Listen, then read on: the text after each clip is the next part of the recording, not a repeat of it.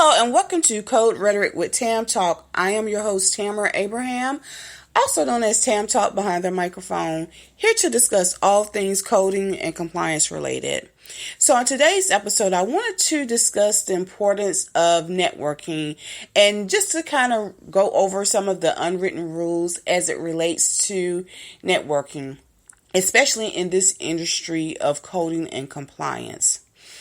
And so, of course, when you're networking, I actually did a video on this like several years ago, and just some of the things that I've learned as someone in this industry and as someone who's been networking, especially as an entrepreneur. I'm trying to get the business name out there. I'm trying to get the services out there, just networking. So it's important. But there's one I want to talk about in particular. It's an unwritten rule. Some of us, we do it because it comes naturally to us. And and we're not taking away the who we are. That's just who we are.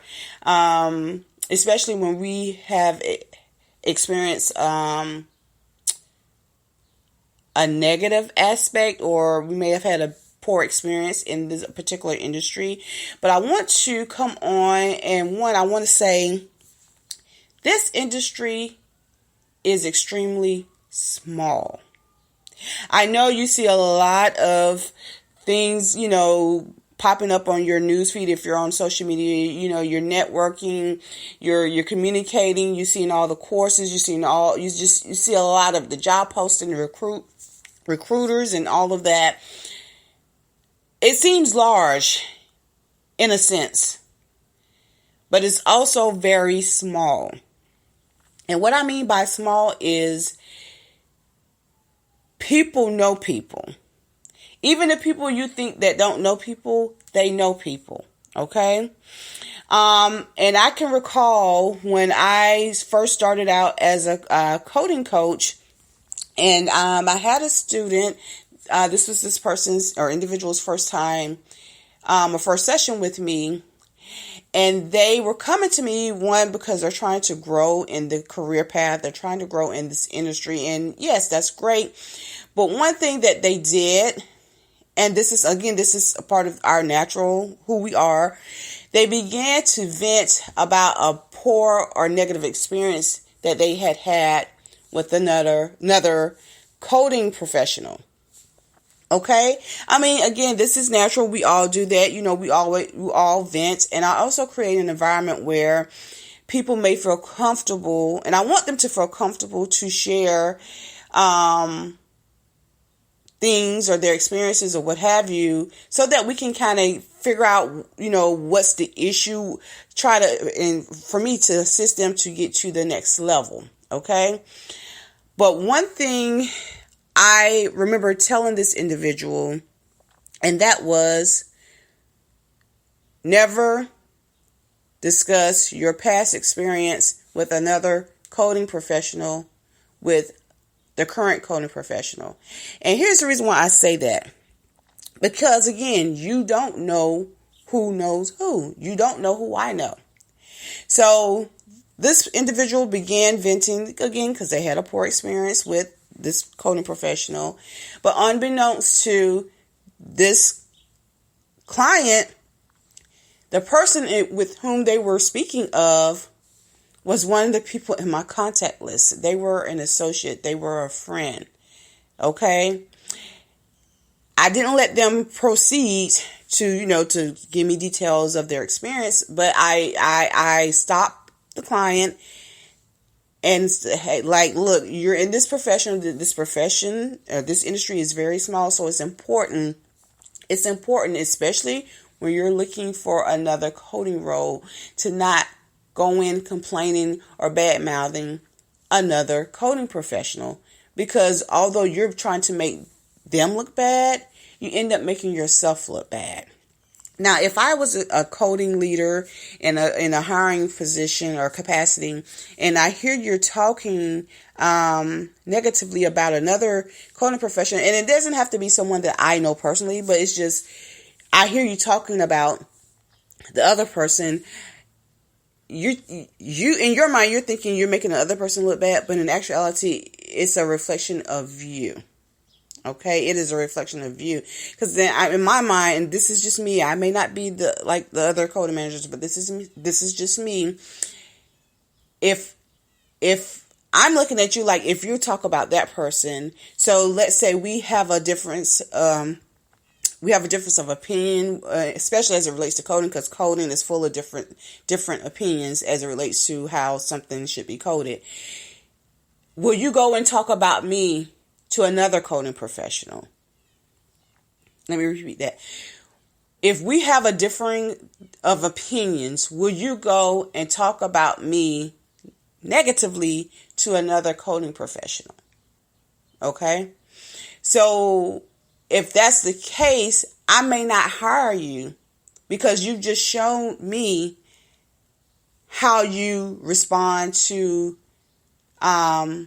negative situations, a difference of opinion, anything that doesn't align to what you feel is right, period. Okay? And not saying that you don't have any rights to feel the way that you feel. It's the expression of those feelings is where the issue lies. Okay? So it's very important that you don't speak negatively about another coding professional. Again, this industry is small. It is very small. I don't care what part of the country you reside in. I don't care what part of the country you're attempting to apply for a job, especially when it comes to contract coding. You don't know who the next person or the coding professional know. You may be talking about Sally Sue, who is in, I'm going to say Atlanta, Georgia, and you're trying to apply for a job with, I'm going to say Sharonda in California. But little do you know that Sharonda and the other person, name escaping Lord, know each other. They may have worked on a contract together. They may have worked on a project together. They may have actually worked in the same department together in a different lifetime. You don't know.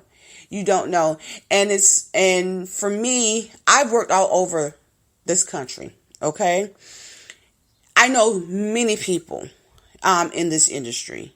I may not talk to them every day, but I know them. They know me.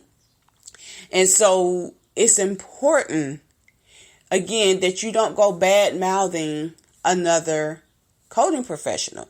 Okay? Again, because you don't know. You don't know. And another thing too, and this was something else I told that client, you're bad mouthing, you may have told me, I'm not going to say anything. I mean, because I stopped you, but how many other people have you told this story to, or this storyline to in the coding industry? Okay.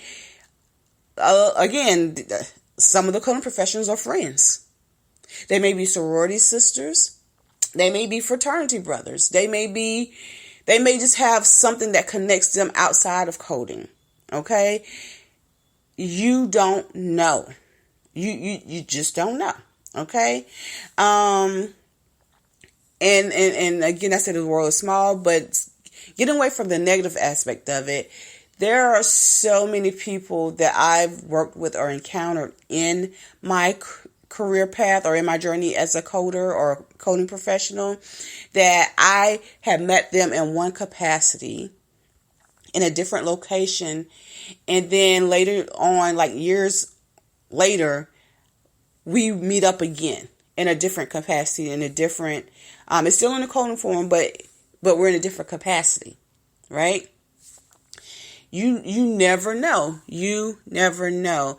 So I try to encourage, again, my clients, and I'm encouraging you, my listeners, to be careful, what you say, how you network, who you convey your feelings to. One of the things that I do, and this is not even good, I have friends who aren't in the industry, and I'm not talking about associates. I'm not talking about social media friends. I'm talking about a true friend, someone who knows, they know me more than my family know me or my parents know me. Friend. Someone I can trust with my secrets and know that those secrets won't get out. Someone who I can vent to. Like, I have a friend,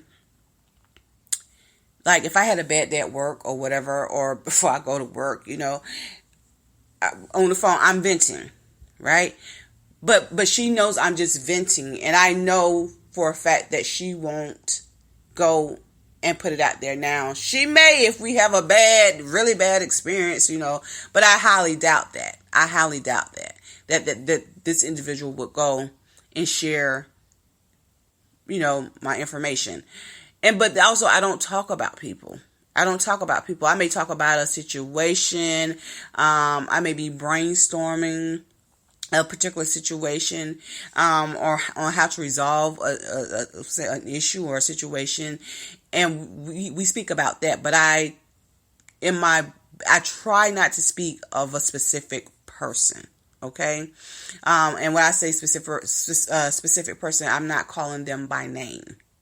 All right. Because again, though I'm talking to my friend, I don't know who my friend knows. My friend may know somebody, And then also, we don't know, whatever, like, that issue is, that difference of opinion. We don't know why they are having that difference of opinion. Now, if it's like a coding scenario, it could be, you were taught to look at it this way, and then the other coder may have been taught to look at it a different way. But let's say someone in leadership, or you don't know, they have a boss as well. Okay? They have a boss as well. So their boss may be giving guidance or strategies on things that need to be done. And then they have to deliver that. They may not agree with it personally, but that's their job. This is why they're in leadership. This is why they are in the role that they're in, because they have to deliver based on what their supervisor, manager, or boss state that has to be done. Okay. So yeah. So one thing that I would suggest is to, especially when you have a differing of opinions, is to try to look at it from the other person's perspective. And I'm speaking to coding, but this can also be applied to just life in itself. Try to look at it from a different perspective, see where they're coming from, ask questions, try to learn. And I mean, it may convince you or allow you to see it from their perspective, or they may see it from your perspective, or you may still end up having a difference of opinions, and that's okay. It doesn't mean that you are less of a coder, or they are less of a coder, or better, or however. It just means that you all are learning to agree to disagree. But networking, yes, networking. And also, when you're networking truth. Networking truth. And what I mean by networking truth, your skill sets. Be honest about your skill set. I made a post about, just with the credentials and everything. And I'm serious about that.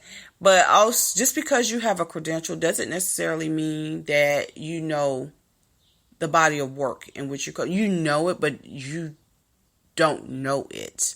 Okay? You don't know it. And so, when it comes to your resume, don't put things on your resume that you don't do. Don't put things on your resume that you may have copied from another coder's resume.